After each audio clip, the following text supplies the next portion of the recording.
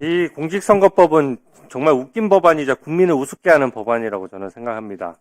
이 거짓말 잘하는 사람이 선거에 유리하도록 만드는 거거든요. 그러니까 이재명 후보 한 명 위해 가지고 선거 제도를 완전히 망치겠다는 것으로 저는 보입니다. 아까 사무총장님, 네. 아까 선관위 입장이 좀 신중하자는 입장이라고 하는데 입법 정책적으로 봤을 때 네.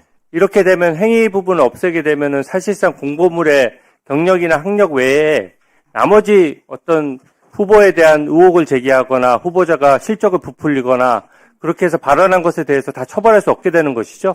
실적 같은 경우에는 저희가 이제 간단히 말씀해 주세요. 네. 경력에 포함돼서 처벌한 예는 있습니다. 다만 컨덕트, 즉 단순한 행위, 사실관계에 대한 행위 여부에 대한 허위사실에 대해서는 입법적 공백이 발생한 건 맞고요. 네. 우리 네, 국민들이 그 부분을 어떻게 생각할지에 대한 부분을 좀 고민을 하자는 겁니다. 네. 즉 선거의 공정성에 영향을 미치느냐 안 미치느냐의 부분을 조금 그런 부분에서 국민들이 그 허위사실, 행위에 대한 허위사실을 어떻게 판단할 것이냐라는 부분을 좀 고민해서 이번 입법 과정에 좀 반영을 시켰으면 좋겠다는 게 네. 저희 생각입니다.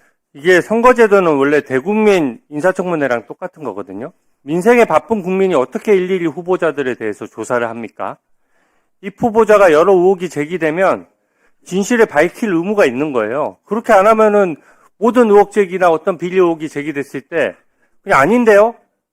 무조건 아닙니다. 그렇게 얘기하면 그 부분에 대해서 어떠한 제재도 없고 한다 그러면 말 그대로 뻔뻔하게 얼굴에 철판 깔고 거짓말할수록 유리해지는 거 아닙니까?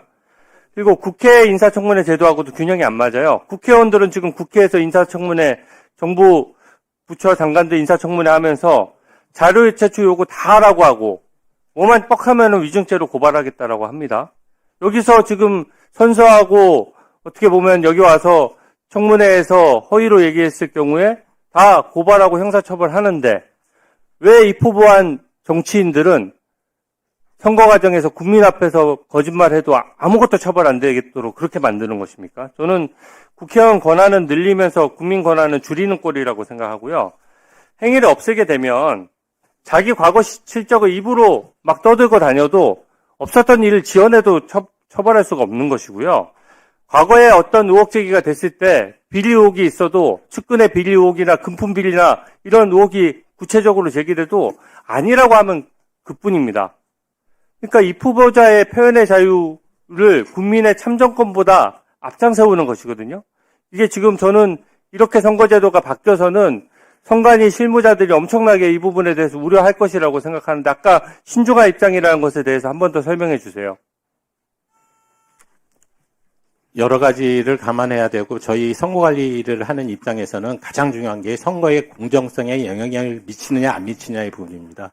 이런 부분을 선거관리위원회가 직접적으로 맞다 틀리다라는 말씀을 드리는 것보다 선거법에 대한 부분은 입법적으로 해결해야 될 부분이기 때문에 입법 정책적으로 우리 국회에서 잘 논의해 주시기를 바랍니다.